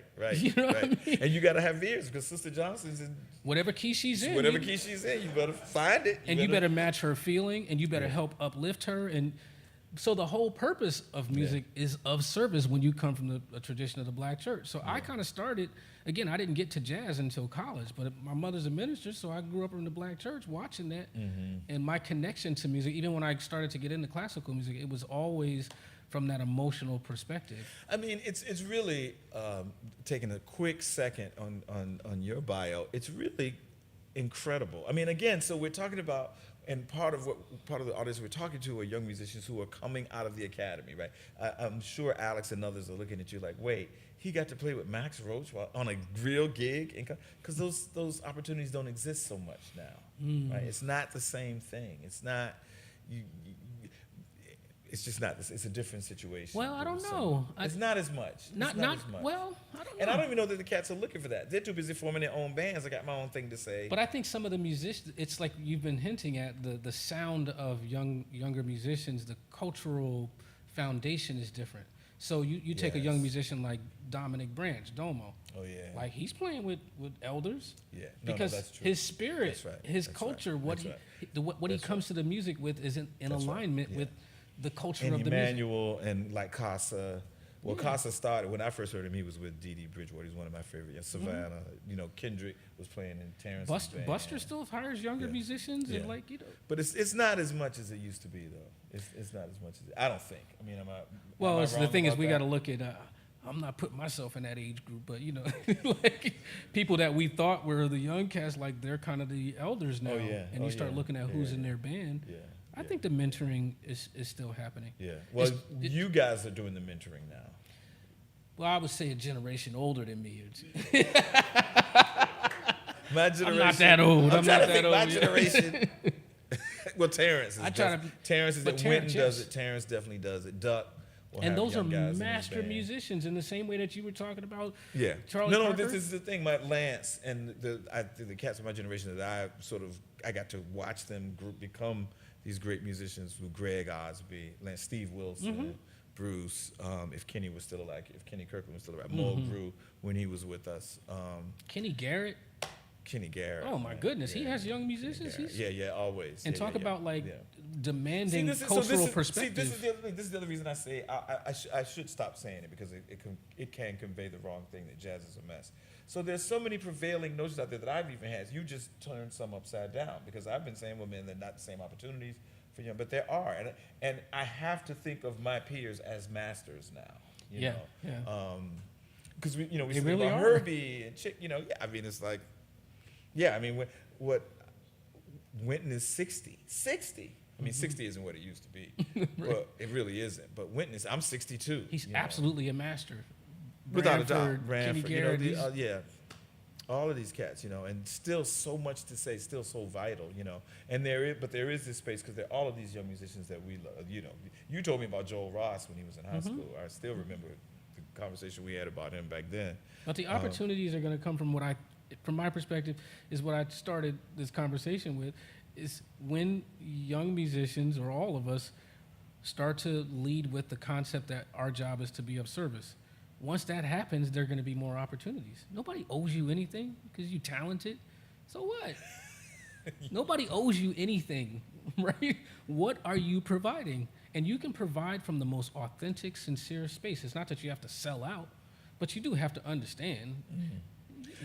I think you have to understand, and I think you have to respect your audience.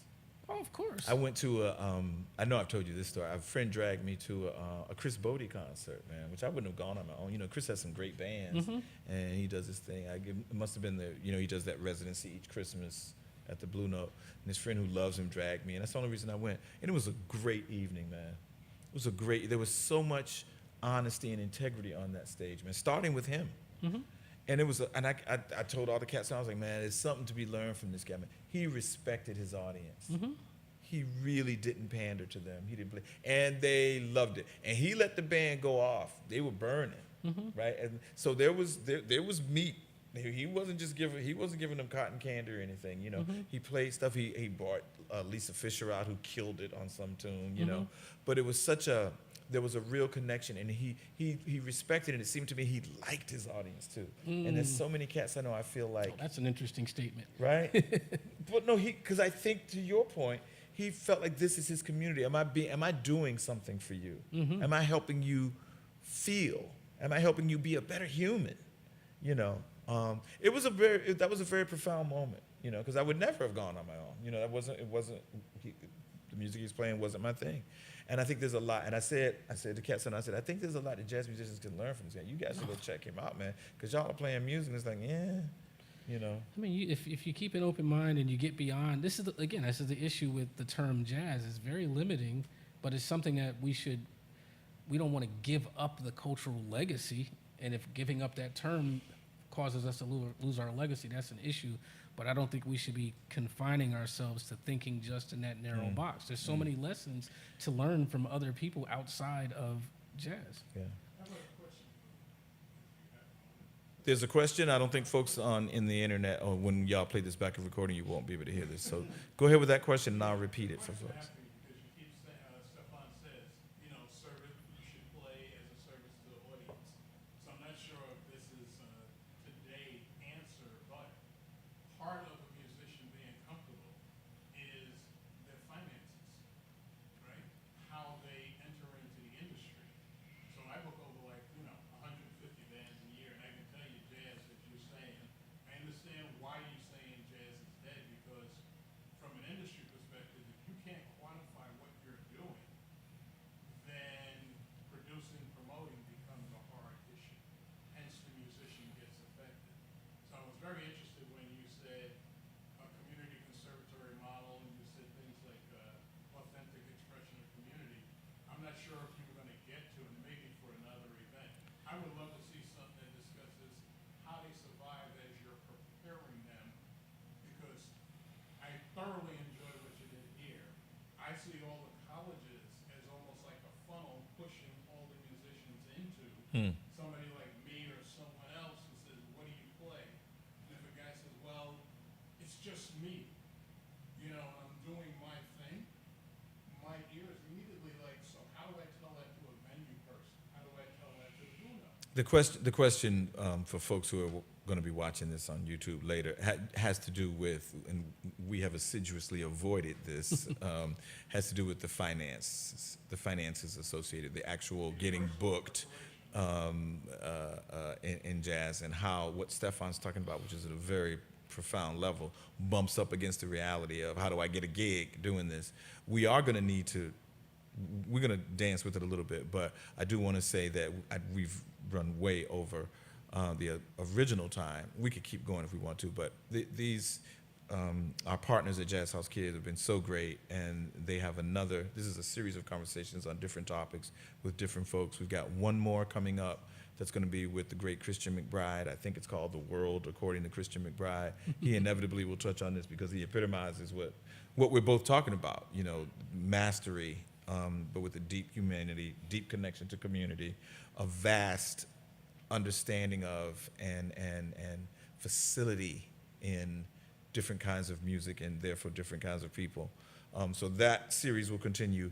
We are going to continue this because I now want to have 2 or 3 other young musicians up here answering the same questions, talking about it from their perspective. Did you just call me old? No, I did not. You a grown man, though, brother. You got a 13-year-old that still thinks you're cool. So go ahead, Stefon, jump. So I just want to let folks know that we're going to continue this because I think this is an important conversation. It's certainly feeding my soul. I'm just interested at the very least. I mean, there's no. I don't want to be offensive to anyone, but what I would say is I think there's a lot of arrogance in thinking that you're an artist, right? Like we go and study music and therefore I'm supposed to be popular. Right? People who have it. I'm not saying that everybody shouldn't participate. The reality is we all have gifts, but our gifts are not tied to any job. Your gift may manifest itself well in music, but it also might manifest itself well in another way. So the idea that all that I am can only manifest itself in this one particular area, and the world, you know, some people say you shouldn't listen to what other people say. I don't buy that. I think what people say is a reflection. It's the mirror.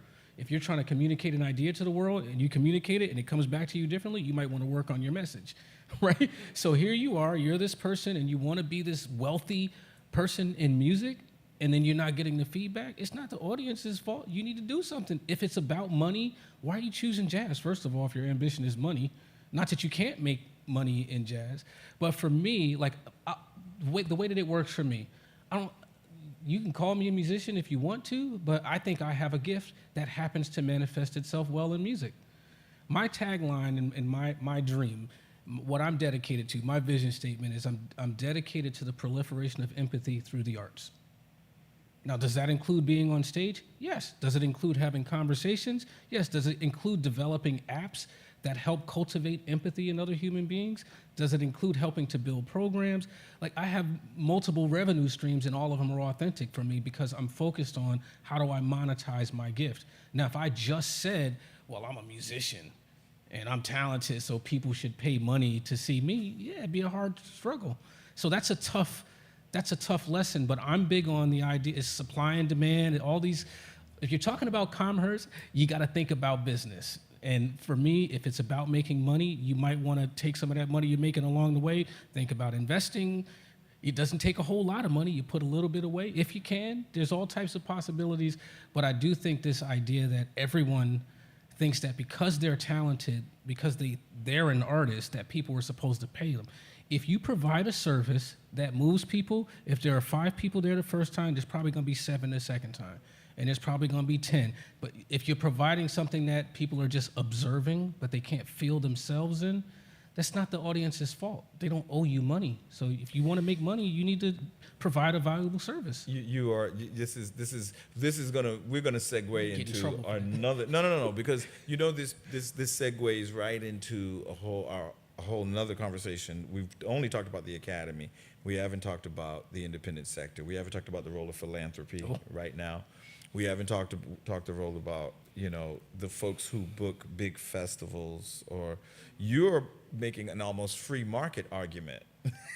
Interestingly enough, you're saying, but Greg, if I can get 30 people, Greg Burris, great local promoter, jazz maven, he curates a couple of series here at Clements Place for us, which is wonderful. Yeah, Greg, I can get 30 people to come hear this stuff. Greg might say, okay, I got a smaller venue for you. We're not going to put you on this big stage. That you're taking an almost free market approach. There are whole other entities that have a role now in the musicians that we know of, and they get lifted up that we should listen to, whether it's philanthropy. It is the academy, but that's also tied to philanthropy and wealthy donors. And it's not so clear that, and that's an interesting thing, because then you bump up on the other side with, like him or love him, the greatest selling instrumentalist in history is, of course, Kenny Gorelick, and it's not even close, right? I mean, what is he, 40, 50 million records sold? So he provided a service. he provided a service. I'm not mad at him. That's not my ambition, though. If I wanted that, then I probably would make my music sound a little different. That's not my ambition. I'm obsessed with learning. I'm trying to grow. I'm trying to get to that feeling that I'm talking about. It's like, but if I wanted that, I would make different decisions. So if you're someone who's hustling, trying to get it together, and you're playing gigs, and you're in this vicious cycle, you might have to try something a little different. Yeah.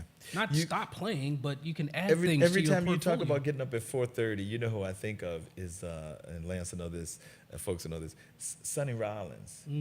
Sonny, I hope he writes a book. I hope he keeps doing everything, because he's such a wise sage. It's like he just, musically, I felt like he was like some gift to us. But now, now he really is expressing himself through his speaking and writing. But one of the things about Sonny that was very known back when we were younger now, and Sonny's still on the scene at this point. He's probably our age, thinking about it. Sonny was probably 60, right, at that time. It's like, Sonny Rollins used to practice all the time. You read any article you read, somebody interviewed him. Sonny's practicing. It's like, why is he practicing? And he would say things that sounded like he was so dissatisfied with his playing. But I think he's saying the same thing that you're saying. I think he hears something. He's trying to get somewhere with respect to how he experiences music. and what he feels as a human being and here. And it's not about technique so much. It really was the sound. And he's trying to get there, and he's not quite there. Meanwhile, the rest of us are listening to him, and our jaw is just. Yeah. We used to have conversations about, like, man, what does Sonny Rollins think about? Like, what is he thinking at any given moment? I used to say, man, Sonny Rollins doesn't care about key or time signature. He could literally go straight from whatever he's feeling to sound. He can execute. He's past all that stuff. Anyway, I think you're deep onto it. We are going to bring this to a close, this particular segment. Thank you all so very much, those of you who came, those of you who are joining us and checking this out. We're Clements Place at the Institute of Jazz Studies and Rutgers University Newark campus. We have live music typically Wednesday through Fridays. Check us out on Facebook. We're not on Instagram, I don't think, but check us out. That is the great Stefon Harris. Thank you to my big brother, Wayne Winborne, who's absolutely brilliant. I got to say, we got to give it up to Wayne because it's no easy feat, and I think sometimes we take it for granted that this brother here has been able to create an unbelievable sense of community right here in the city of Newark. This is not something that's just about what's in your head. This is something that's in your spirit and in your heart. We all love you, and we come together because of your spirit. So thank you for your contribution to the field. Thank you. And on behalf of Jazz House Kids, I just want to thank Daniel. Let's go. I can just talk through. On behalf of Jazz House Kids, we just want to thank Stefon and Wayne for this wonderful conversation. So grateful for your time, and thanks for going over a little bit too. I'm glad that we kept it rolling. But yeah, just wanted to thank you both so much, and just want to let everyone else know that there are 3 more events as part of this series. December 8th, that's next Thursday, with the great Dr. Naomi Extra giving a lecture on jazz, poetry, and gender politics, and she'll also be performing some of her work. Then the following Tuesday, December 13th, her husband will be joining the show, the great Jerome Jennings. He'll be doing a talk on the evolution of drum language in both kind of jazz and hip hop. And then we're going to close out the following Tuesday, December 20th, with the world, according to our artistic director at Jazz House Kids, the great Christian McBride. And he'll have a very special guest who we are announcing soon, maybe even later this week. So stay tuned for that. You can catch the live streams on Facebook and YouTube. This conversation will stay on our YouTube as well. And special thanks, and we'll see you next time. Thank you. All right.